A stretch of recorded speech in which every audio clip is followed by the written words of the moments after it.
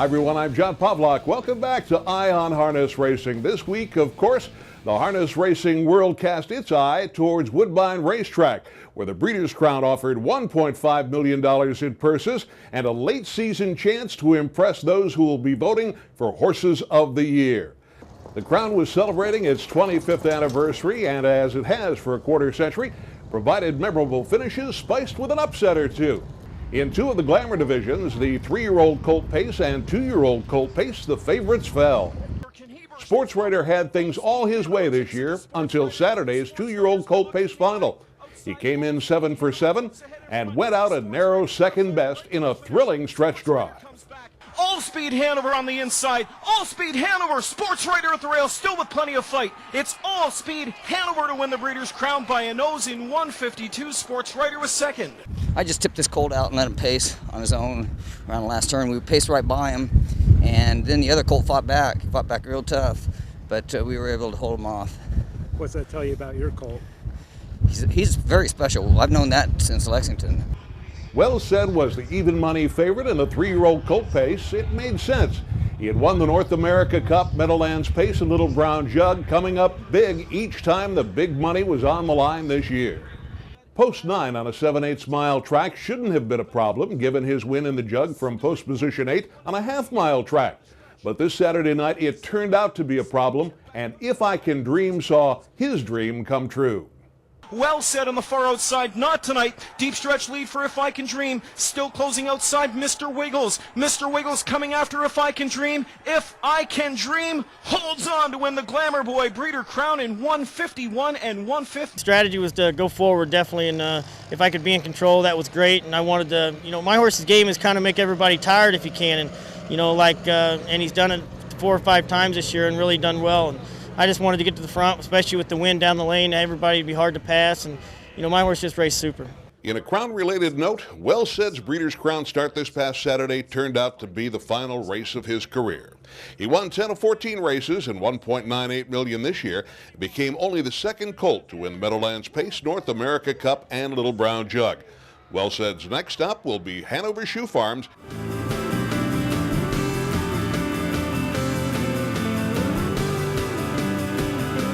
Tom Charters has been the chief executive of the Breeders' Crown since its inception.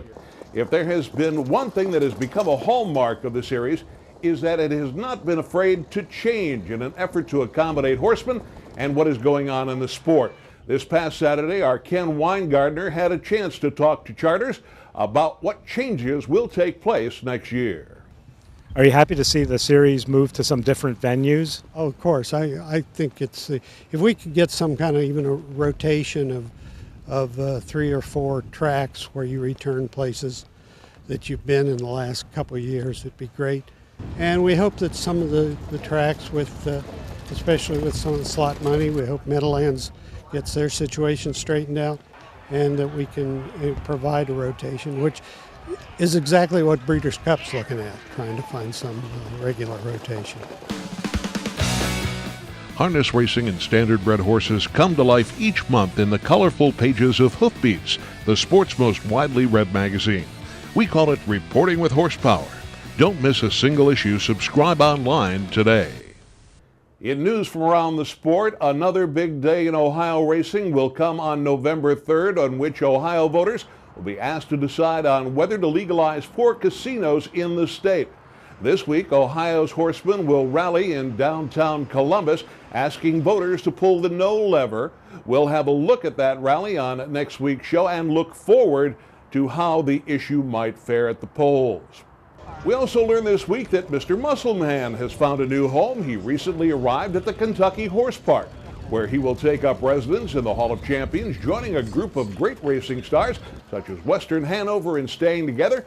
The date for an official welcoming ceremony has yet to be announced. When it is, we plan to cover it for Eye on Harness Racing.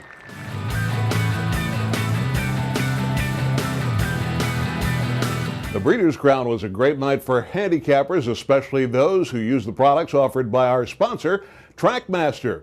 One of their products, the Platinum Pass Performances, were especially productive this past Saturday. The power rating, which is an average of the 5 fastest speed ratings in a horse's past 10 races, pointed to all Speed Hanover as having the power edge over the undefeated sports writer, 92 to 89.2.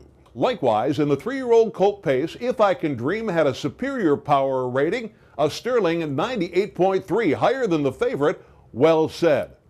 The power rating is just one more reason the Trackmaster leads the way in harness handicapping. At Trackmaster, it's all about winning. Powerful handicapping products built on official USTA data help you be the best horse player you can be.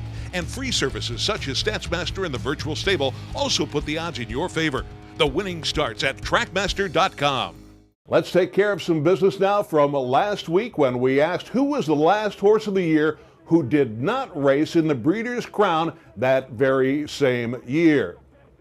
Yuri Spilchal, I believe I have that right, who wrote to us from the Czech Republic, knew the answer was Moneymaker in 1999. Since the Messenger Stakes looms on the schedule, we have a pacing Triple Crown question for this week.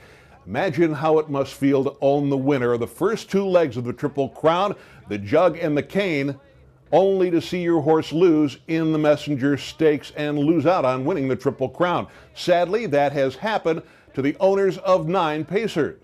Our question is simple. Who was the most recent pacer to win the first 2 legs of the crown, only to suffer defeat in the third? If you know, send your name and address in an email to i@ustrotting.com. We'll pick a winner from among those who offer the correct answer, received not later than this coming Saturday. The prize will be one of our brand new long sleeve USTA t-shirts. Good luck.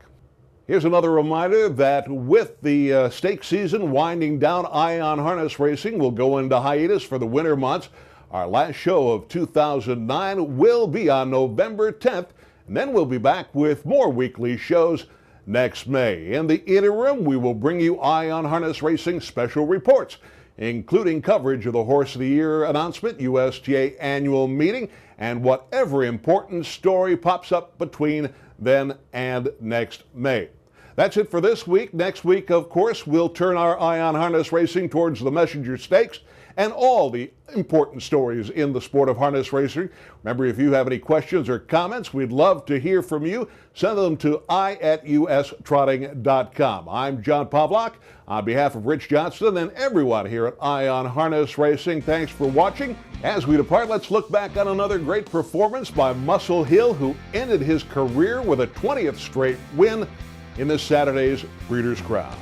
So I was trying to soak it up, like you said. I just said, this is his last race. Just watch every stride he takes, watch every step he takes on the track. And it was fantastic to see him win the race, which I believed he was going to win the race. But it's a sad day to know that he's not going to race again. Well, I just think he's going to be one of those horses that, when you think of Muscle Hill, they're going to be associated with him, and it's a great thing to be associated with a great horse like that because he is something very special. But it's been great.